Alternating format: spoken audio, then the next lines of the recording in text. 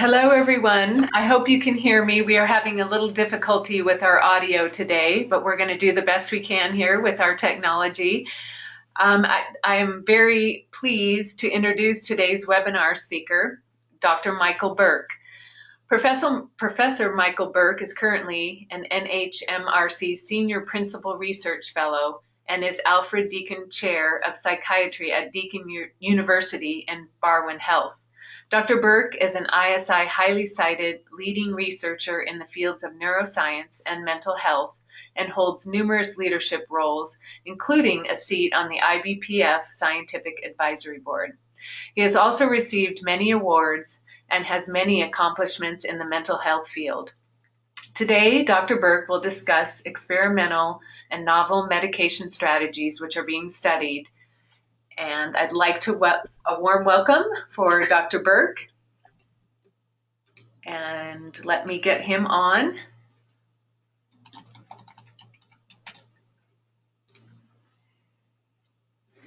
Hello, my name is Michael Berk. I'm sitting in Melbourne, Australia, and I'm going to be talking to you about some of the work we're doing trying to develop new treatments for people who have bipolar disorder.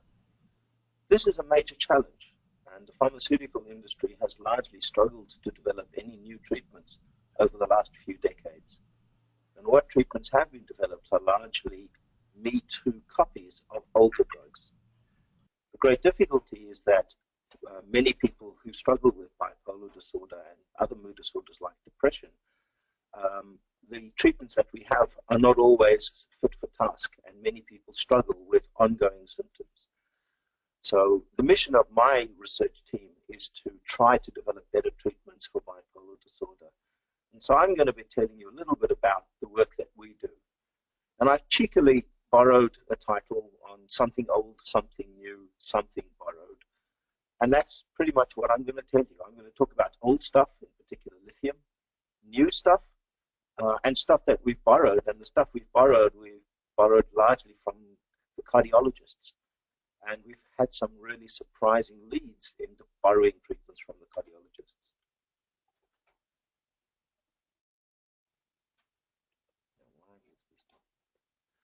Okay, so how do we just discover new treatments? And basically, we've had three big ways that we can discover new treatments. The first is you work out what the pathology is. Then you say, okay, we found the gene, we found the protein, and then we can build a molecule which targets that molecule, and we can test it. Now that's the intellectual highway. It's the way that industry's been running for the last few decades. The problem is that it's largely failed to give us many new targets. The second path is not the highway, it's the byway. It doesn't aim for single targets, but look for systems or networks. And this is one that we've been looking at for the last decade or so. And we've been particularly interested in two systems, oxidative stress and inflammation. And both of these have been very profitable for us. And I'll show you shortly some of the things we've been doing. But the third path, which is really the messiest, it's you find something serendipitous. And then or by astute clinical observation, and then you can see what drugs that are already being used are doing. And the sad news is pretty much everything we've got in psychiatry comes this way. So all our antidepressants and antipsychotics were initially made as antihistamines, and it was only by careful clinical observation that some people were found to have either improved mood or different, better thought patterns on the basis of careful observation. Some of the oldest antidepressants we got, like the monoamine oxidase inhibitors, were made as antibiotics, antituberculous drugs. And sadly, this is still probably one of our most profitable avenues, one which I'm afraid is not really being actively followed. So let me talk about and pretty much the oldest stuff we've got in the whole of bipolar land is lithium. So we wanted to look in a group of people who'd had a first episode of mania, which is better, the old dog, lithium, or the new fangled shiny toy, Quetiapine or Seroquel. And we wanted to look after a first episode of illness, because we thought after a first episode of illness, it would be the most feasible time to see the benefit of a treatment on the course of the illness. So we're really interested in two things. Are there any changes in the brain itself? And are there any changes in cognition? So tests of memory and intellectual functioning. And then we thought, in addition to that, as a secondary outcome, we'd have a look at which drug is better on symptoms. But the primary aim of our study was to look at brain function and brain structure. So this was a one-year study. And what we did in the study is we took everybody who'd had a first episode of mania, treated them with a combination of lithium and Seroquel. And once they'd settled, we then randomized them to either stay on the lithium or stay on the Seroquel, and we stopped the other drug. We really didn't have a clear sense of what we were going to find. We weren't sure which one was going to be the best, which is why we needed to do the study. And I have to say, on pretty much everything we found, we were surprised. So let me start with what we were looking for first. So we were looking at cognition. And we looked at a number of psychological tests. And let me just show you two of them. So we used a test on fast fluency, which is a test of working memory. And you can see here, people taking Seroquel in the yellow, there was really no change in memory over the period of time. But there was a pickup in people taking lithium. So the good news for people who are taking Seroquel, it certainly didn't make things worse, but it certainly didn't make things better either. But we saw this clear improvement in the lithium group over the 1 year of treatment, so that people who took lithium were cognitively better. The other thing we looked at is errors in a learning test. Again, it's a test of memory. And again, if you look at the Seroquel group, statistically there was no change, so it didn't get better or it didn't get worse. But the lithium group steadily improved. There were less memory errors in this learning test in people taking lithium. So this suggests that lithium might be better than Seroquel for cognitive symptoms in that 1 year window after a first episode of mania. Now this is very important that we're concerned, because there have been, as far as we know, almost no randomized controlled trials comparing two drugs looking at which is better in terms of intellectual functioning. The other thing we wanted to look at is, to use a very fangled and complex word, brain structure. So this is the jargon for brain structure. Voxels are little cubes of brain tissue, and morphometry is a fancy word for shape. So we looked at the shape of the brain, looking at a variety of little cubed areas in the brain to see what changes over time. Now, if you look at the existing literature, the suggestion is that lithium is helpful, and it helps for gray matter. So the brain basically has two types of tissue: gray matter, which are the cells, and white matter, which are the fibers that connect all the neurons. And we thought, well, that's what we're going to find. Again, we were surprised. So what we found was an improvement in white matter. So we found no change in gray matter, but I'm just showing you the little bit of the white matter on the left-hand side. I don't know if you can see my cursor move, but there it is. And the bottom line is that we showed that lithium was more effective in changing the progression of white matter change. So lithium appeared to be protective on white matter volume in people with the disorder. The good news about Seroquel is it didn't make it worse, but the bad news is it didn't make it better. It really had no effect. There was no difference between the control curve in the blue and the Seroquel curve, but the lithium clearly differentiated. The other thing that we tried to do is look at chemistry in the brain. And in particular, there are a number of chemicals in the brain that we think are markers of protection. So if you see higher levels of these chemicals, we think that these chemicals indicate that the brain is being protected. And again, what we found was lithium was the champion. So again, we found this happening on the left-hand side of the brain, not the right-hand side of the brain. So we saw the left hippocampus. Now, those of you who have been consulting Dr. Google will know that the hippocampus is the part of the brain that is responsible for memory. And so the bit of the brain that's responsible for memory is where we're seeing the signal. And unsurprisingly, this is the neuropsychological finding that we find where lithium is better for memory. So I'm just going to show you one or two. This is stuff called choline, and the red is lithium, and you can see it goes up when you take lithium. It doesn't change on quetiapine, and it doesn't change in the control. So Seroquel is not making it better, not making it worse, but lithium is making it better. If we look at stuff called creatine, again, you see exactly the same stuff. So in the red, you can see lithium, it's going up.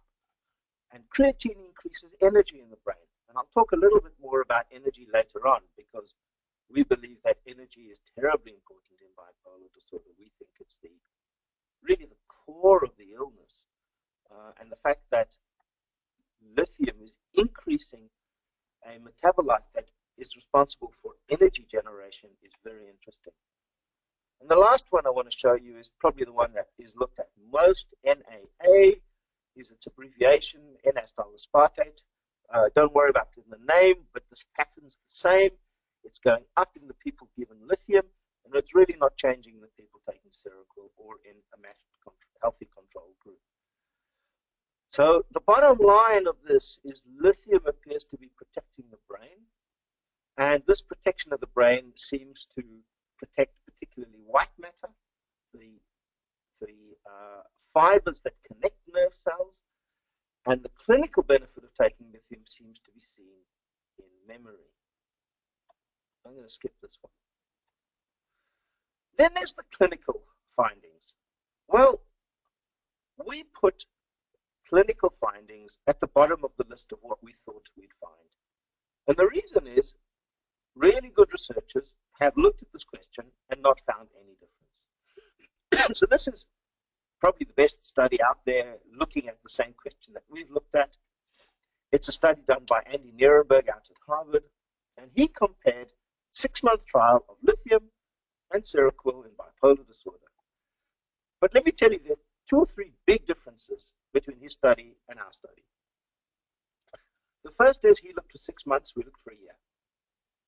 And I'll show you very soon why that really matters. The second is he was looking at people who were largely depressed, and we were looking at people who came into the study manic. And it's quite likely that these 2 groups behave very, very differently. And the third big group is that we were looking at a first episode group, and Andy was looking at a chronic group. But if you look at this study, you don't need a statistician to tell you that there was absolutely no difference in symptoms in people taking lithium and Seroquel. They pretty much tracked right on top of each other. There was just no improvement at all between these drugs. People got better, as you can see, the line is going up. People got better in both groups, regardless of which treatment they were taking. So when we did the study, we actually said, nah, it's almost not worth it. If Andy can't find it, we're not going to find anything. And we put the analysis of the clinical symptoms right at the bottom of the pile. We weren't even going to bother to waste our statisticians' time to analyze them. But something funny happened. Our imaging guy said, look, let us have a look at this, because we want to see whether symptoms influence what we're finding in terms of the brain structure. And we said, okay, go ahead, be my friend, go and have a look at it. And they had a look at it, and 2 weeks later they phoned me and they said, listen, you really need to look at this. Something's going on here. And this is what we found. So in the dark gray, you can see Seroquel, and in the light gray, you can see lithium. So on BPRS, which is a measure of psychotic symptoms, brief psychiatric rating scale that measures psychotic symptoms, you can see that the lithium group is largely staying well. So remember what we did. Everybody was well. We either stopped lithium and kept you on quetiapine, or we stopped quetiapine and kept you on lithium. But sometime after about 12 weeks, you can see the group given Seroquel, the antipsychotic, becoming more psychotic. So the symptoms of psychosis are increasing in the Seroquel group. and they're staying low in the lithium group. Huh? Is this supposed to happen? Not according to the books. We looked at symptoms of mania. And here you can see an even more striking thing happen. The lithium group is really just staying well, and the people taking Seroquel are becoming more manic. And again, if you cut this off halfway at the 26-week mark, you wouldn't see anything. All the action's happening in the second 6 months of the study. But the lithium group is staying well, and the Seroquel group is becoming more manic. When we look at symptoms of depression, this is the Bipolar Depression Rating Scale, BDRS Bipolar Depression Rating Scale. Same pattern. Lithium group staying well, the Seroquel group is becoming depressed.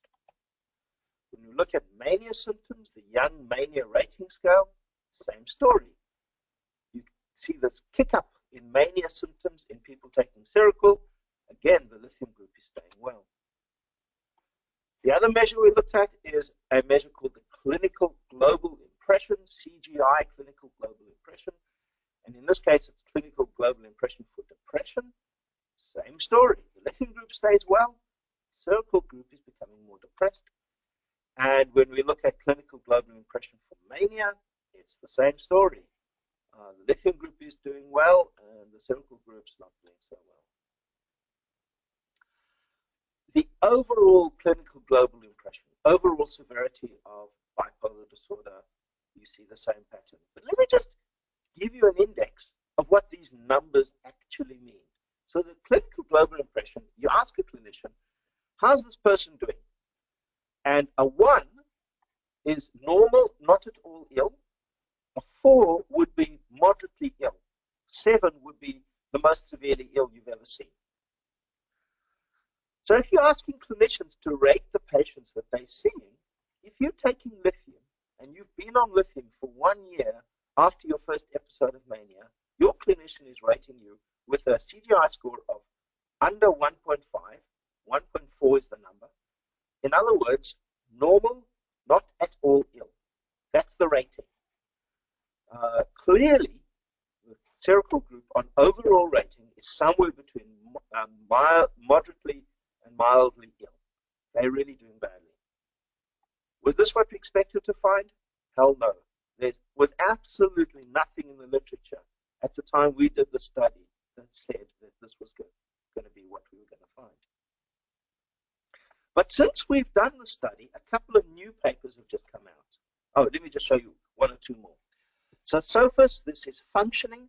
This is the social and occupational functioning assessment scale, social and occupational functioning. It's going down in the Seroquel group, and it's staying good in the lithium group. And the GAF, which is the global assessment of functioning, going down in the Seroquel group, staying good in the lithium group.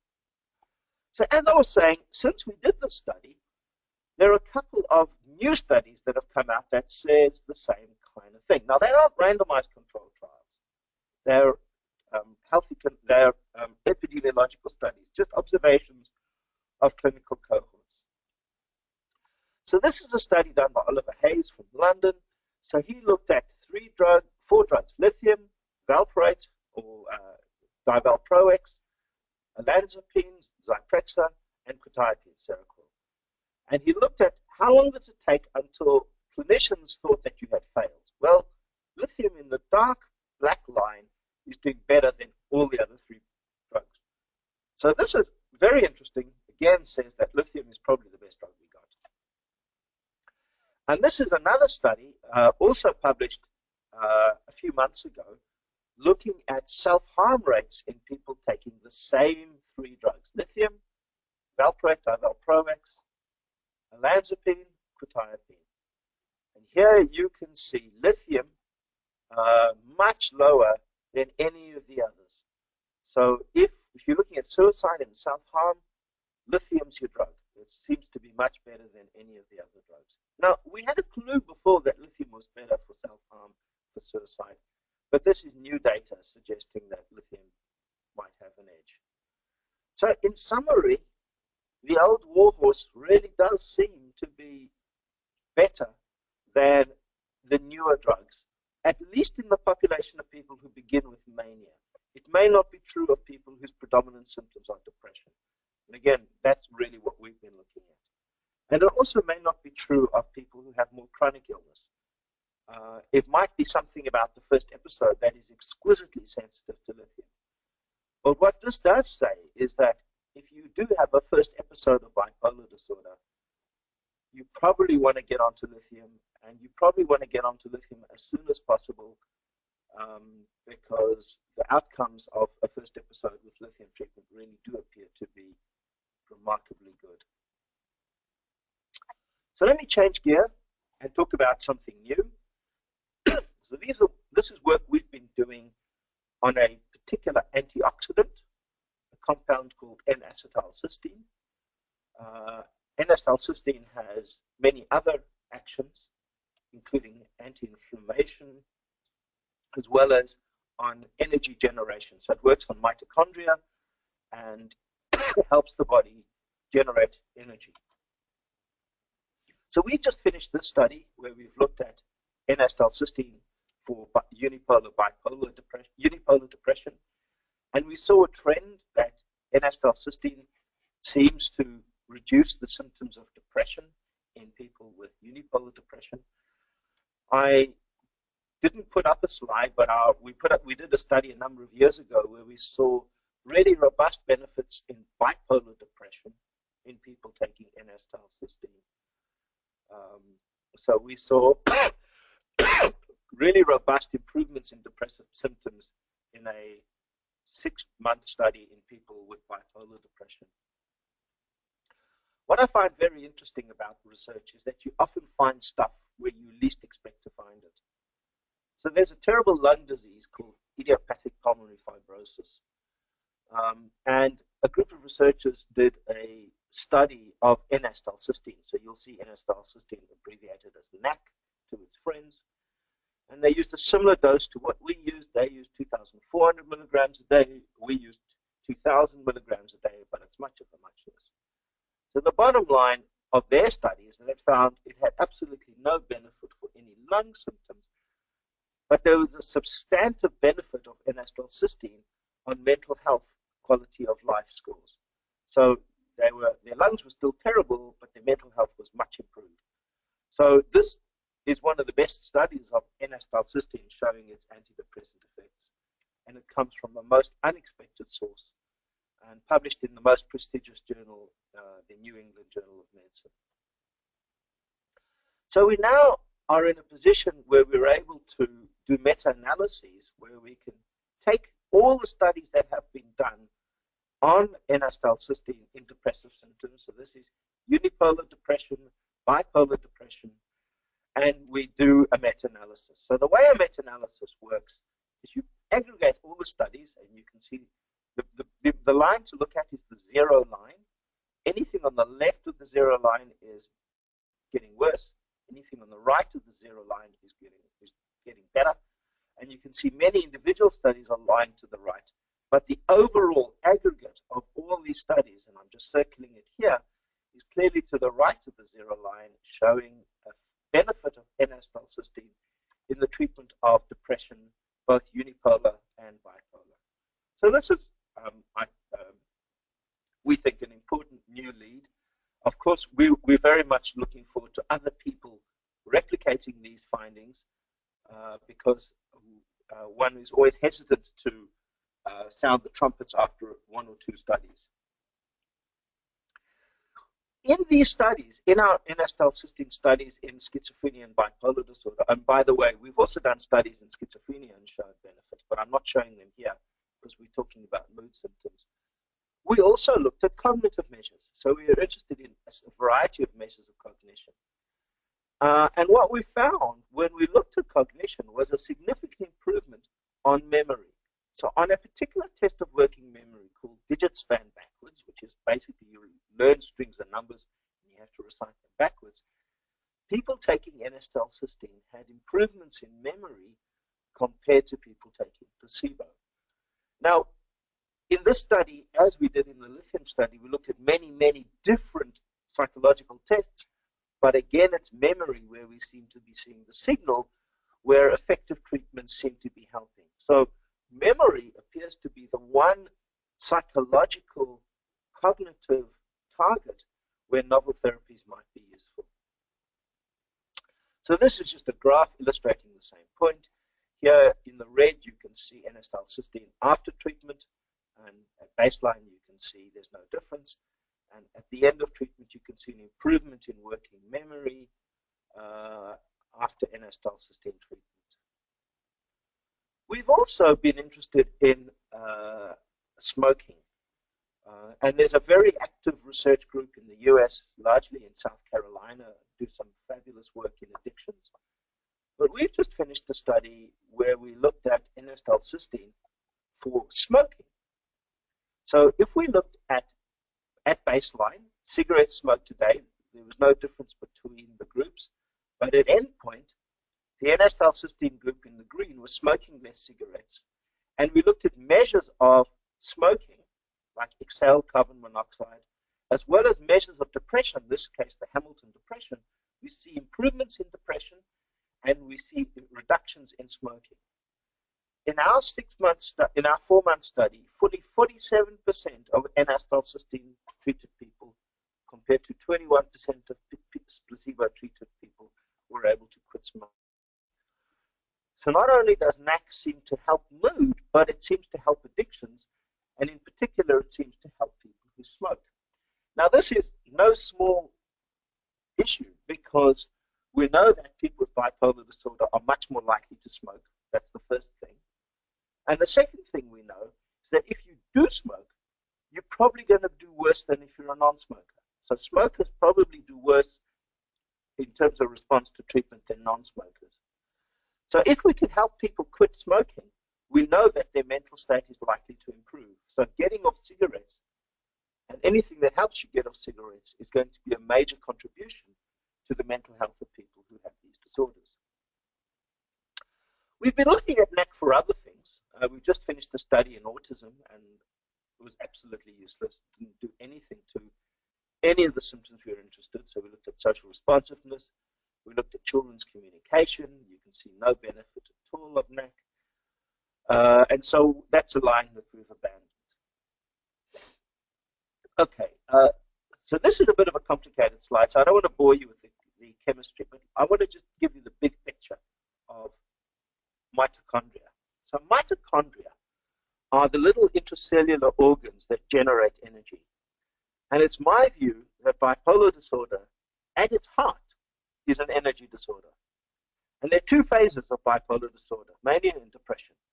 Depression is no energy, mania is too much energy. So the question we asked ourselves is, if we boost the capacity of mitochondria to generate energy, could this help people who have depression? And so we looked at this list of pharmacological treatments that influence mitochondria, and we picked a cocktail. Now, many of these things are drugs that are already available. So coenzyme Q10, many of you would see this in health food shops, alpha-lipoic acid, N-acetylcysteine. I mentioned carnitine earlier because this is something you can see and measure in the brain. Resveratrol, something that you get in red wine. So there are many, many drugs here that influence mitochondria.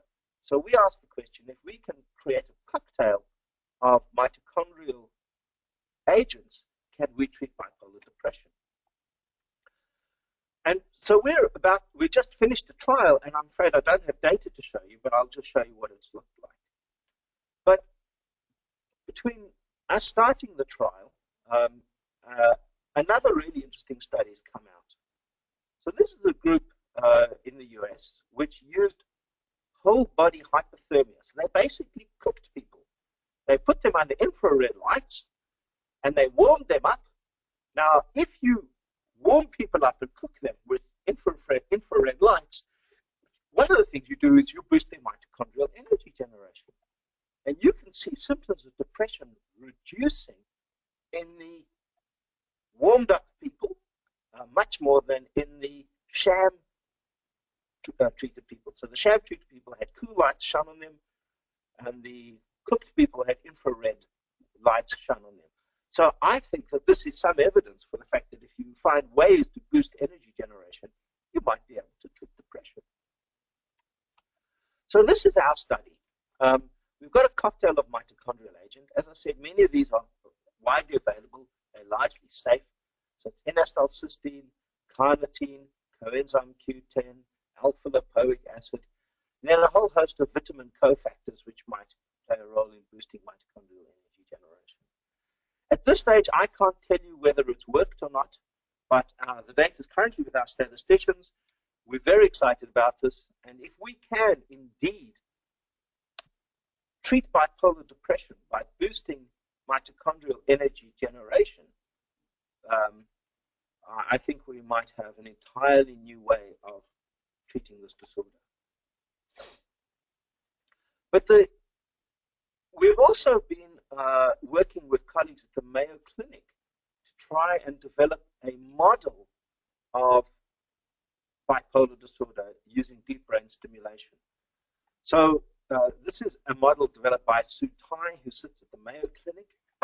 And you can, in an animal model, those are rats, you can depress mood by giving cortisone, ACTH. So this is by giving large amounts of the stress hormones. And you can reverse this by using deep brain stimulation in a particular part of the brain.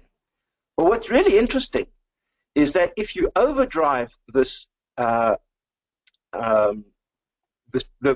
brain, you can induce a manic-like state. And we've been able to show that by increasing mitochondrial function, that increasing mood is associated with increases in mitochondrial function. So this whole mitochondrial area seems to be a very rich, promising avenue for the development of novel therapies. Another interesting treatment which really comes out of, which is again really brand new, is an old antibiotic called minocycline. Now, many of you might have heard of this from dermatology. So if you've ever had acne and needed an antibiotic to treat your acne, particularly for an adolescent, this is the one that the dermatologists tend to use, called minocycline. Minocycline is a very, very interesting drug because not only is it an antibiotic, but it's a potent anti-inflammatory drug as well. So I mentioned earlier that we're interested in oxidative stress and we're interested in inflammation. But minocycline is a potent anti-inflammatory drug, but it also has very interesting effects in helping nerve cells grow, develop, and thrive. And because we know that depression is associated with inflammation, and because we know that depression is associated with reduction in growth and sprouting of nerve cells, the question was, if we boost nerve cell growth and sprouting and reduce inflammation with minocycline, could you fix depression? And we've just finished the study now. It's a 3-month study comparing minocycline and placebo.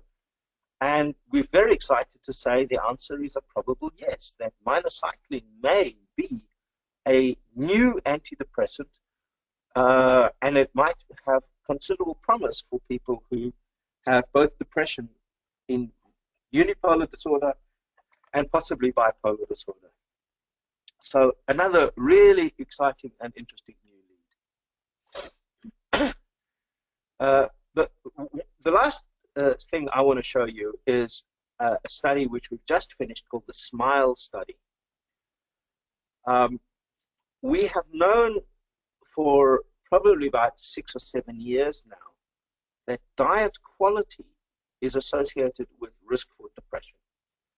If you eat a healthy diet, you seem to be protected against depression.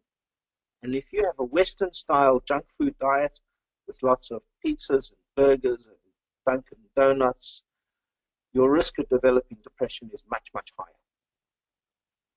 What hasn't been known until now is if you change your diet, does this help depression? And we're really excited to be able to show these data, and the answer seems to be yes. So we compared diet and social support, group-based social support. That's in the blue. And you can see not much change in the social support group, but a dramatic reduction in depressive symptoms after changing diet. We tell you a little bit about the diet. It's what we call a modified Mediterranean diet. So it's a Mediterranean diet with lots of vegetables and fruit and olive oil, but it's modified because we did some research showing that meat helps. So it's got a little bit more meat in it than the standard Mediterranean diet. So it's a modified Mediterranean diet. And this data says that modified Mediterranean diet might be a very useful adjunctive treatment for depression, at least in people with major depression. The other thing that's new and really seems to help is a treatment called functional remediation. So this is, when I was a young resident, every ward had an occupational therapist in it. And occupational therapy was a core part of what we offered everybody. And then there was a kickback against this, and the administrator said, this is just basket weaving. We don't need to do this anymore. We don't need to help people with occupational rehabilitation. And they got rid of all the occupational therapists. So now you don't see occupational therapists in psychiatry wards anymore. But now they've reinvented the old, and they've done a functional remediation group. So this is the Barcelona group, who does fabulous work. And what you can see in the study, looking at a test called the Functional Assessment Short Test, or FAST, quite a cute acronym. You can see the functional remediation group are much improved functionally after treatment. So 1 year after this treatment, the functional remediation group is doing much better than treatment as usual, and much better than a group that just got psychoeducation.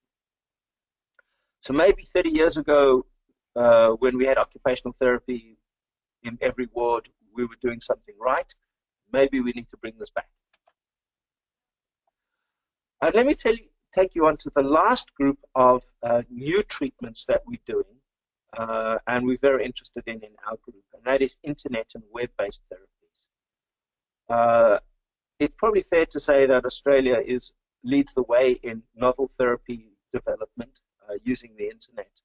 And much of the most exciting internet work comes from colleagues of mine in Australia.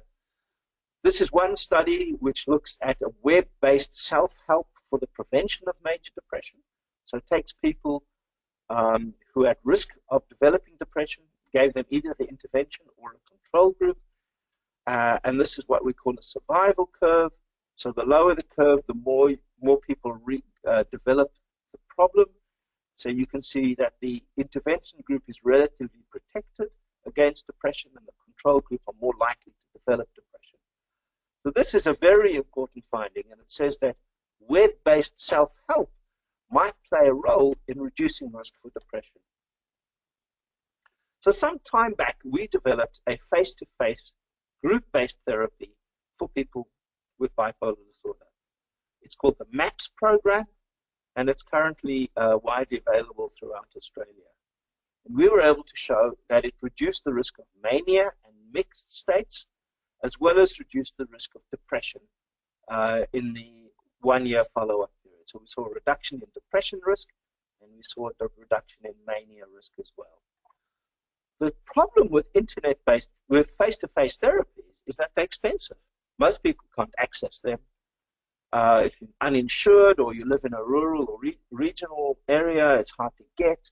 Skilled people who are able to offer these treatments are not easy to find.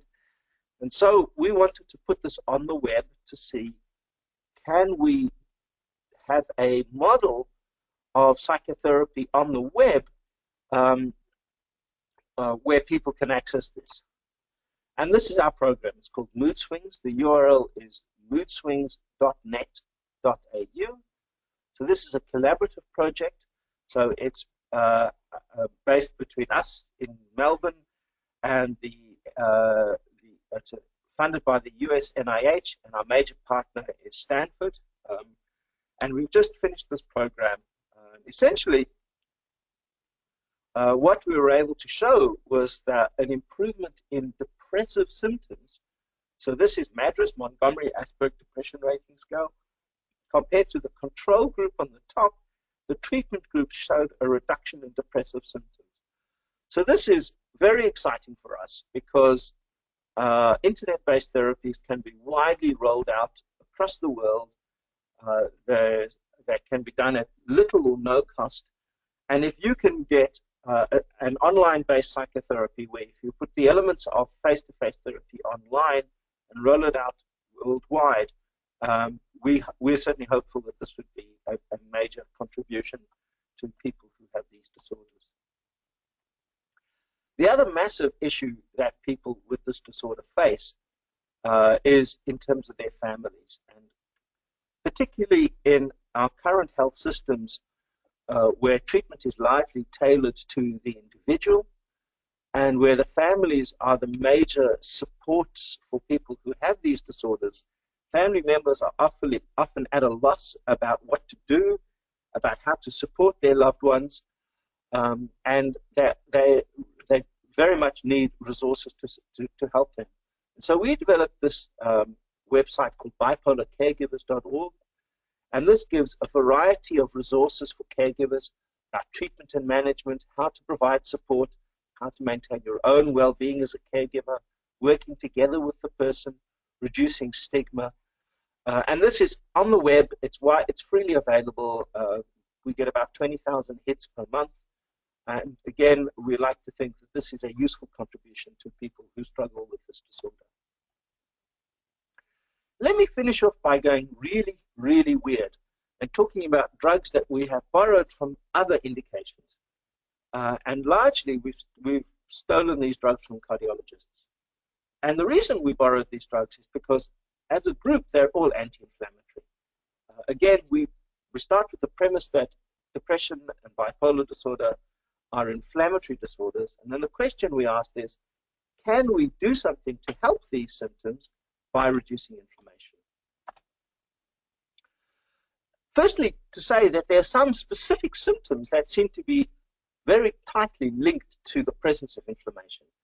So trouble sleeping, no energy, poor appetite or overeating, those symptoms in particular seem to be linked to the presence of inflammation. And so then we asked the question of our database. So we have a very large epidemiological study called the Geelong Osteoporosis Study, where we follow people up for many decades. And we asked the question, if you take a statin, these are cholesterol-lowering medications that have quite robust anti-inflammatory properties. If you take a statin, does this influence your chance of developing depression? And we selected a group of women who'd never before had any mood symptoms and looked at their risk of developing mood symptoms. So if you look at the group of people who are taking statins, you can see a very low rate of development of depression, much higher than women who are not taking statins. This was a really robust effect, and it really surprised us. We were not expecting to find an effect anything like as dramatic as this. I'm not going to show you all the data, but we and others have now replicated this finding in many other studies. And by now, there are 3 clinical trials that have looked at statins in the treatment of depression. So these are randomized controlled trials comparing placebo and statin. So this is lovastatin, and it seems to beat placebo. This is simvastatin, seems to beat placebo. And this is atorvastatin, 3 different statins. And they all seem to work. We also were involved with Korean colleagues who compared statins and escitalopram, which is a well-known antidepressant. I understand it's one of the most widely prescribed in the US, in the treatment of depression in people who've had a coronary syndrome. So let me just talk you through this picture. Just focus in on this figure right on the left. So this is Hamilton depression scores at 24 weeks. Green is you have a statin plus the antidepressant. The blue is the antidepressant alone, the yellow is the statin alone, and pink is placebo, no treatment. You can see that if you have both, it's better than either alone, but either alone are better than placebo. And it seems that both treatments are roughly the same as each other. So the antidepressant effect of antidepressants is as robust as the antidepressant effect of statins. But if you take both, you're better than one alone, which is, and so I thought this was a very, very interesting paper. And the other group of drugs that are interesting are the anti-inflammatories. And the one that we're most interested in is aspirin. So this is a study which looked at a very large cohort of people and followed them over 3 years. And so these were people who were taking SSRIs and were also taking in anti-inflammatory agents, so ibuprofen, aspirin, diclofenac, which is Voltaren. The bottom line is aspirin reduced the risk of depression. Ibuprofen also did, but diclofenac and celecoxib increased the risks. Now, aspirin. Who the hell would have thought that one of the most interesting new drugs of 2016 would be aspirin? But it really is. If there was one drug we thought we had nailed, that we understood, that we could close the book on, it's aspirin. But that appears not to be the case. So there's this data, and there's more than one study, I'm just showing you one, suggesting that if you take aspirin, your risk of developing depression are reduced. There's one randomized controlled trial in the literature only of aspirin, and that's in schizophrenia. And it says that it might help. If you have schizophrenia, you might do better if you take aspirin. So we're currently finishing off this study. It's called the YODA-A study. YODA stands for Youth Depression Alleviation. And we're looking at aspirin compared to a statin, compared to placebo in young people with depression. We're currently doing it. We don't have results yet, but we'll have it this time next year, I suspect. So we've now got a number of researchers are looking at anti-inflammatory agents. So they've looked at treatments, quite diverse treatments. So these are things like omega-3 fatty acids, which have anti-inflammatory effects. And again, this cross, just to remind you, to show that it's useful, it's got to cross the 0 line, and it looks like omega-3 fish oil helps. N-acetylcysteine seems to help. There's an anti-diabetic drug called pioglitazone, which is anti-inflammatory, and there's a hint that it might work. So the whole area of inflammation and anti-inflammatories in bipolar disorder and in depression is one of the hottest new areas of treatment. There's a large number of researchers beginning to study this. We don't really have clear conclusions yet, apart from to say that there's really a lot of promise here. And of all the studies we're doing, I have to say this is the one that I'm most excited about. It's called ASPRI. So it's a double-blind randomized controlled trial involving people over the age of 70. So ASPRI stands for aspirin in reducing events in the elderly. So we're studying the effects of aspirin on healthy elderly people. So we're giving people either 100 milligrams a day of aspirin or placebo and following them for 5 years. It's been done in Australia and the United States. We've recruited 18,118 participants. That's a truly massive study. And we're going to ask the question, can aspirin reduce your risk for depression? Now, those of you who have depression or bipolar disorder would know that today there are no treatments that prevent depression. We don't have any evidence of anything that might prevent depression. So if it's true that aspirin can prevent depression, this would be the first preventive pharmacotherapy that we have in psychiatry. And so I think this has the potential to be a major contribution. Okay, I'm going to finish off by going very, very, very weird. So a group of researchers in our university had the idea of looking at genetics and asking the question, can genetics help us find drugs? So they took a known genetic study and they looked at all the different variations in genes in a number of different disorders, bipolar disorder, coronary artery disease, rheumatoid arthritis, diabetes, etc. And they look at the genes that stick out, and you can see the little green dots of the genes that stick out. So in bipolar disorder, there are a couple of little hints. You see a couple of genes sticking out. Then the question is, if you, and this is entirely mathematical, this was only done with maths. If you take a compound library, a group of drugs, know what they do, match it against this genetic data, what do you come up with? Well, they came up with two drugs. Imipramine, which is an old tricyclic antidepressant. Now, that's very good news, because if you look at 10,000 drugs for treatment of a mood disorder and an antidepressant comes up, this suggests that there's something in your formula that's selecting useful drugs. But it comes up with another surprise, a drug which is an angiotensin antagonist. So angiotensin is something that is targeted by cardiologists to lower blood pressure. So angiotensin drugs are blood pressure drugs. So we looked at this and we said, angiotensin, a blood pressure drug? Huh? Does this make any sense at all? Why? Is this a mistake, or is this a really exciting new lead? And this is our journey of discovery. So we're doing a study where we, again, using gene expression to look at drugs.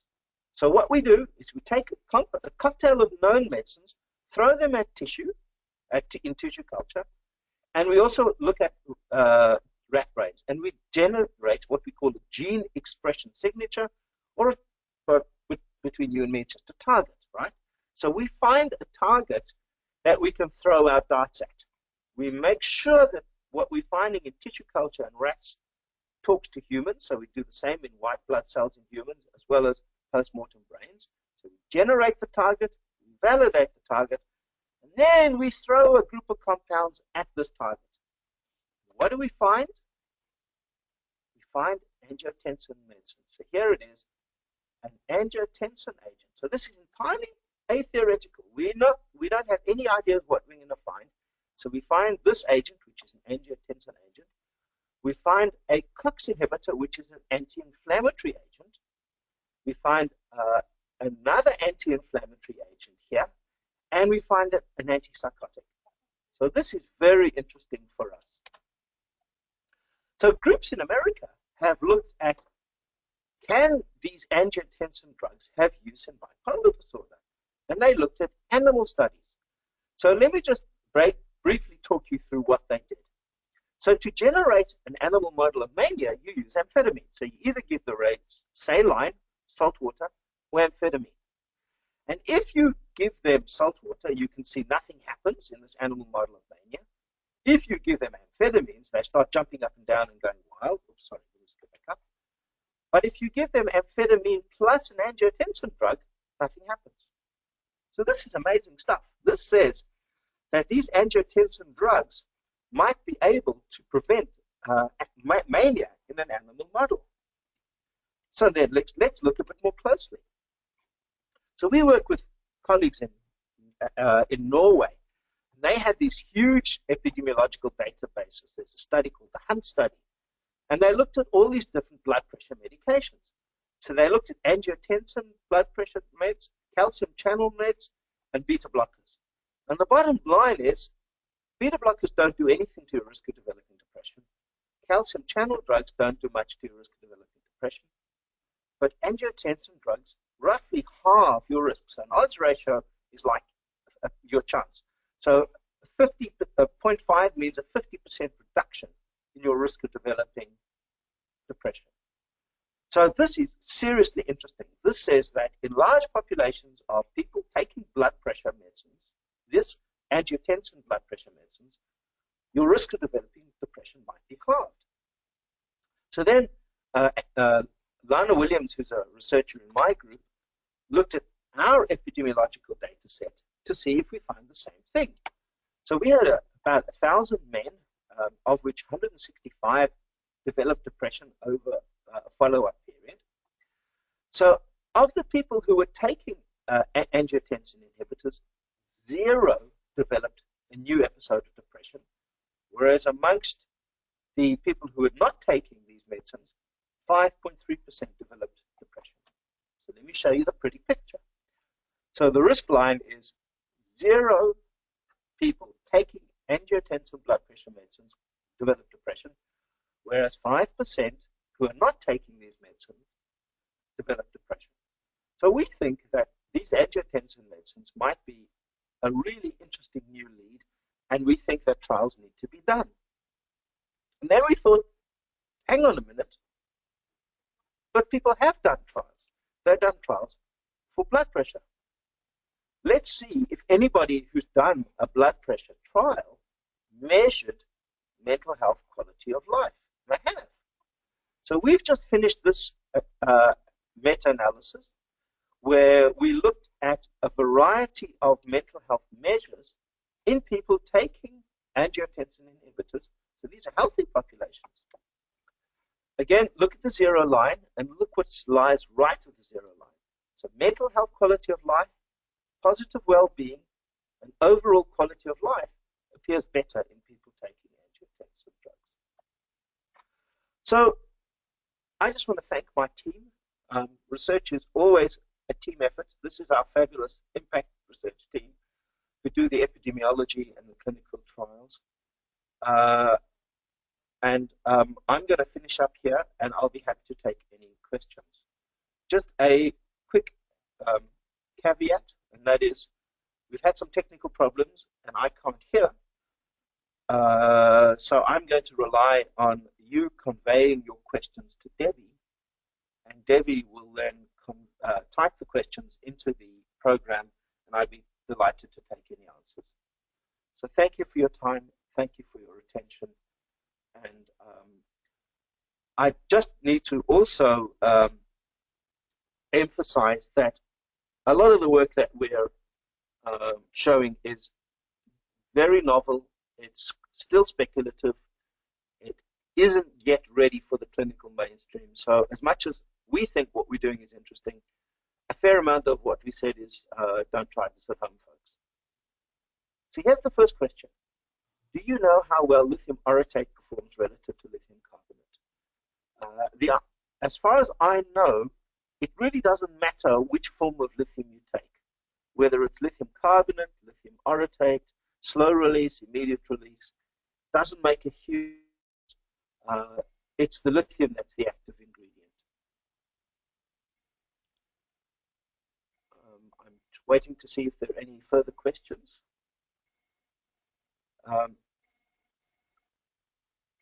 Here's a question from somebody who says that I took lithium successfully with an antipsychotic for 18 years, but at the end I was experiencing extreme confusion with difficulties with attention and memory.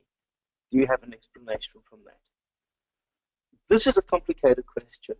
So firstly, we know that the combination, the effects of lithium on cognition are probably dependent on blood level. And high blood levels may be problematic for some people. And for some people, the combination of lithium and antipsychotics can be problematic. It's also true that there's a lot of inter-individual variation. And what's true on aggregate for large groups of people may not be true for individual people. And so one has to always be guided by aggregate research data. But people are individual and everyone's own experience is individual. And so one has to use these research data as a guide, but often one's own individual factors are critically important to pay attention to. So the other question is, how is NAC obtained? Over the counter or prescription? As far as I know, in the US at least, it's freely available. You can buy it at most health food shops.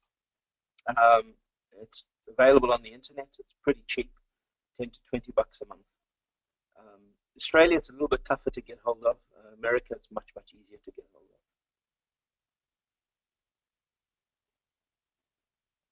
I'd also say that one would not want to take any treatment decisions, including NAC, without speaking to one's physician. It's very important that one's physician is widely available.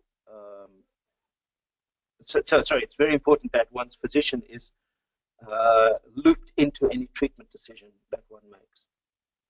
So the next question is the Mood Swings website available in the United States? The answer is yes.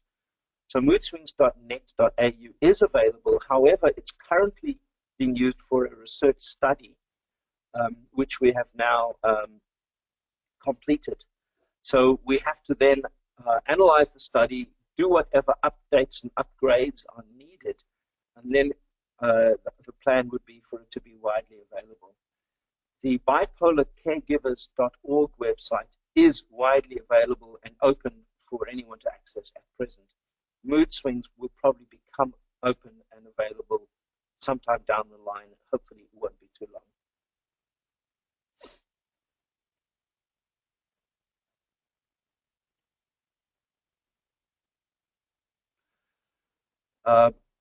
So the next question is, can you tell us more about the diet used in the SMILE study? So the diet used in the SMILE study, as I said, is a modified Mediterranean diet. So we took a standard Mediterranean diet. So the Mediterranean diet is very high in fruit and vegetables. It has a lot of fish, a lot of grains, olive oil. It particularly excludes Western-style junk food.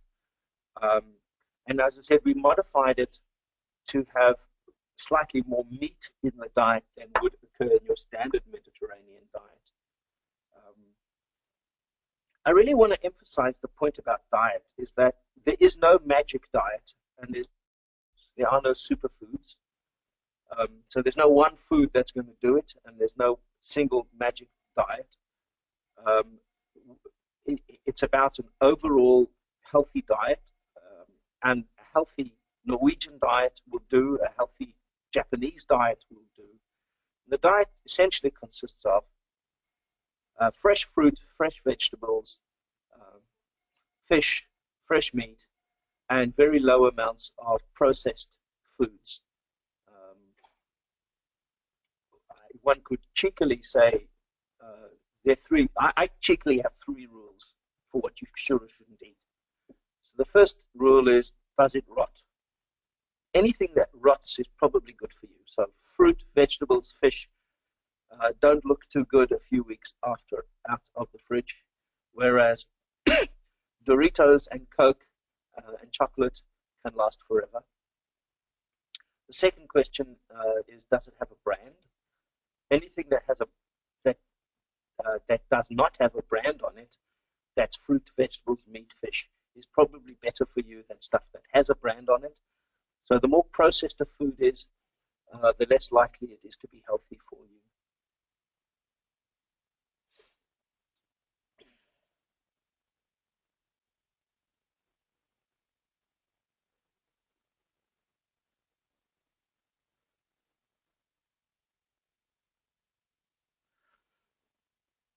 Well,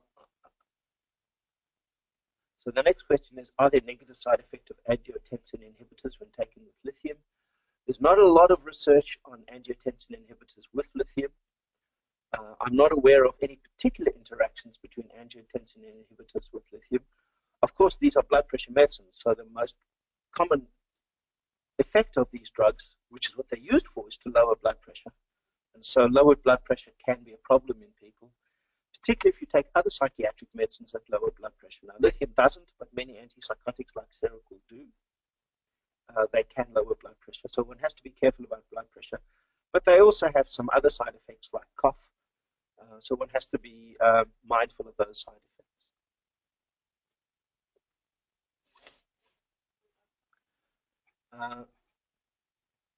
So here's a question down. I've been taking lithium for 33 years, but have developed kidney disease. I'm hoping to, I'm down to 300 milligrams, and while my kidneys are improving, I'm hoping to remain on 300 and fully go off.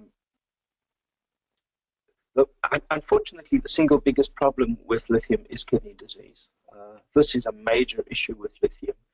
It's probably dose dependent, and the higher the level of lithium you're on, the more likely you are to develop kidney difficulties. Now, the rates of kidney difficulties still are relatively low. My understanding is that in the general population, about 0.04%, sorry, 0.01% of people taking in the general population will have renal disease, and it's 0.03% in people taking lithium. So it's still a very rare side effect, but it's a very real problem. In terms of alternatives, well, one has the standard armamentarium of medicines that are used for treating bipolar disorder are alternatives. But the issue of renal dysfunction is a very important one. What's less well understood, and there's some very new evidence on this, is that lithium might prevents, while it might make renal dysfunction worse, it might have preventive effects for some problems. And in particular, there's early evidence, and again, it's very tentative evidence, that lithium might reduce risks of people developing dementia if you have a mood disorder. Again, this data is still very early and preliminary, but one always has to balance the risks of these medicines, and we know what many of these are against the benefits for an individual.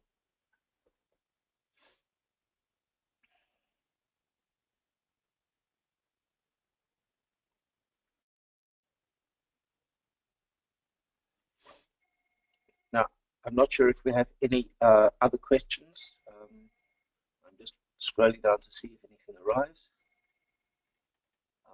Here's one more question. What is the general range of NAC for bipolar disorder? This is a complicated question. And the reason why it's complicated is because there's really only this one study which used a 2 gram a day dose. So it's entirely possible that lower doses might be as good, or higher doses may be better. We don't know. The addiction literature has used higher doses. There's a very weak hint in the addiction literature that higher doses might be useful, but it's not good enough for us to draw any conclusions. My own suspicion is that we might need to be looking at higher doses, but we're going to need to be doing studies at higher doses to know this. There's another question here about, I've been diagnosed with anxiety and mood disorder. The main issues, depression and social anxiety, and very brief periods of euthymia and hypomania. I've been taking lithium for 10 years, left it once for 6 months, and after restarting had a strange mental slowness and bluntness. My information processing has slowed. I need 2 more minutes to respond aptly to somebody in social interactions. Again, this is similar to the observation by a previous participant, and it's a very difficult issue. There are some people who do find that they are blunted or slowed taking these medications. Again, it's very individual, and it's not it's an uncommon report, but it's certainly something that we all have heard.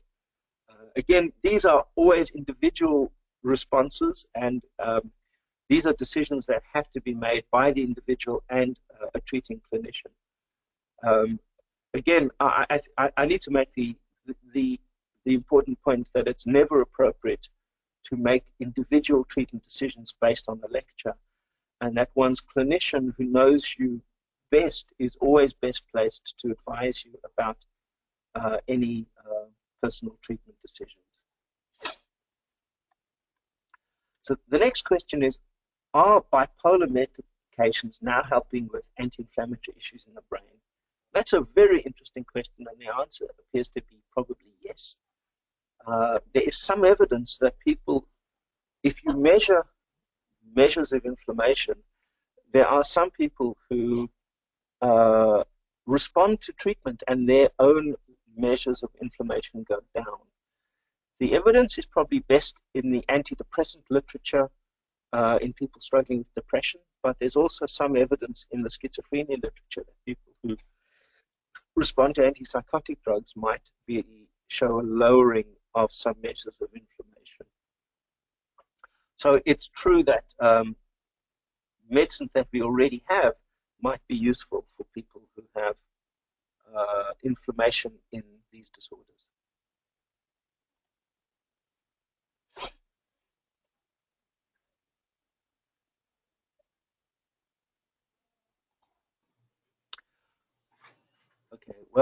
thank you, everybody. I think that was the last question. I understand we're going to be signing off, and I thank you for your attention.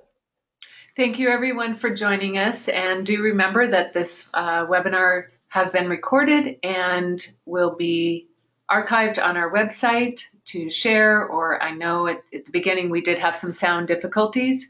So you can go back and certainly listen more closely, or also the slides are available if you'd like to email me, dbrown@ibpf.org.